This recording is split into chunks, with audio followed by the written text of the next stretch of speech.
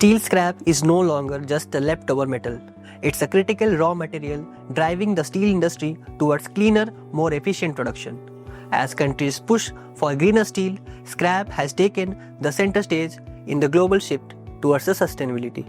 Hi, my name is Anshuman, and today we are going to discuss where does India stand in the global steel scrap ecosystem. In 2024, the world produced nearly 1,885 million tons of crude steel. Over 70% came from the blast furnace, basic oxygen route, led by China, where this method makes up to 90% of the production. By comparison, electric arc furnace, which can run entirely on scrap, accounted for 29% of the global steel, while emitting less than one-third of the CO2 of the traditional route. Globally, scrap usage has actually declined from 654 million ton in 2021 to 603 million ton in 2024. But India has moved against the trend. India used over 34 million ton of scrap in 2024, a 43% rise since 2021, making it fourth largest consumer after China, European Union and the USA.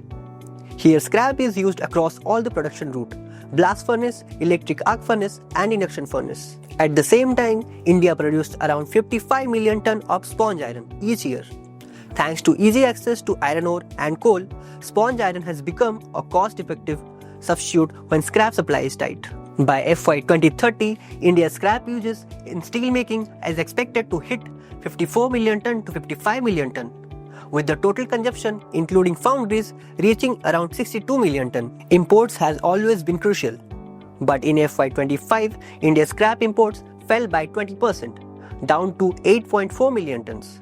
This has majorly driven by higher domestic scrap use, greater sponge iron production, and lower export availability from key suppliers. For example, the UAE, once a major source, cut volume sharply after imposing export restrictions. Nearly 50 countries now have 75 different export restrictions on scrap, as governments secure supply for their own green steel goals. Back in India, the domestic scrap generation hit 32.4 million ton in 2024, which is up by 7% against 2023.